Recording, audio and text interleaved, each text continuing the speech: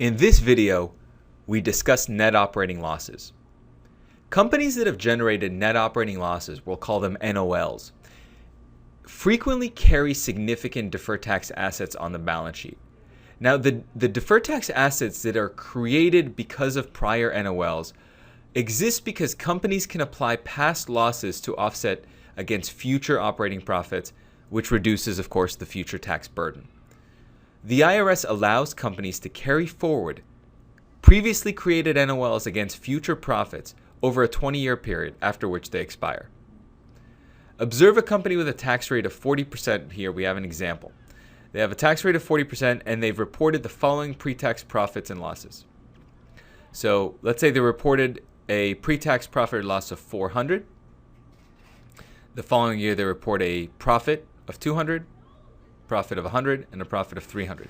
So the question is, what do you actually see on the income statement from a tax perspective, and what's going on in the balance sheet as a result of these profits or losses? Profits are pretty straightforward. We're used to those, but when you commingle them with any historical losses, the effect on the balance sheet can get a little bit more interesting. So if we start with a loss, what we recognize on the income statement, understand that the company will actually show a tax benefit. Again, this is the accrual accounting at work, recognizing that because down the road you could presumably get benefits from losses, you can use those to offset future profits. Under US GAAP, you recognize a benefit. It's a non-cash benefit because you haven't actually gotten a tax refund from the IRS yet, but there's going to be a tax benefit recognized in that period. No cash taxes, of course, are going to be due the year that you're generating losses. And the offsetting entry, so if you sort of isolate the impact of GAAP taxes, what you're seeing is there's going to be a reduction to retained earnings from the loss, but the tax expense is actually going to be a tax benefit. So retained earnings is actually being offset. The reduction to retained earnings from the loss is being offset by an increase, by income from taxes. Of course, it's non-cash income or a non-cash benefit, but it is mitigating the impact of the loss on retained earnings, so that the net impact on retained earnings isn't a minus 400, but it's a minus 240. So in isolation, the impact of the benefit is it actually increases retained earnings by 160. The offsetting entry to the increase in retained earnings of 160 is the deferred tax asset, which captures the 400 in NOLs and recognizes that at a 40% tax rate, $400 million worth of NOLs will shield me in the future from $160 million worth of taxes. That's why it's considered a deferred tax asset. Now, what happens next year when the company actually reports a profit?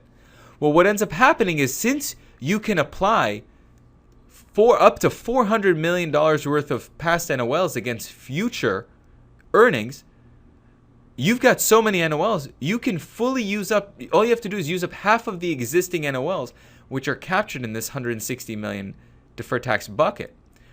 You can use half of them, which reduces your deferred tax asset down from 160 down by 80 to 80, and it shields you completely from any actual cash tax obligation. You still show, from an accrual standpoint, that you owe 80 in taxes. At a 40% tax rate, you owe $80 million in taxes on $200 in profit. But what you actually pay is zero in cash taxes. And the way the journal entries work is you see a retained earnings going down by the $80 million for the taxes, and the offsetting entry is the reduction to deferred tax assets. So those of you that are comfortable with the concepts of debits and credits, you're going to see a credit for deferred tax assets of 80 and a corresponding debit for GAAP tax expense and retained earnings. We move on to the next year. The next year we have $100 million worth of profits again. Do we have enough NOLs to use to offset any actual current tax obligation? Absolutely. We still have $200 million in NOLs being represented within an $80 million deferred tax asset account.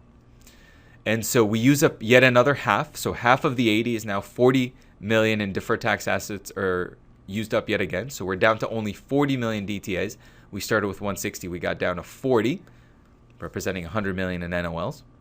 And of course, we recognize a tax expense of 40, but we pay nothing in cash taxes. We're slowly using up these 400. Now in 2019, in this year, we generate so much profit that we could only partially shield ourselves from the actual tax obligation with our NOLs. We had $100 million of NOLs represented by $40 million in DTAs. Those get fully used up. The DTA, the NOLs are all gone. They go down to zero.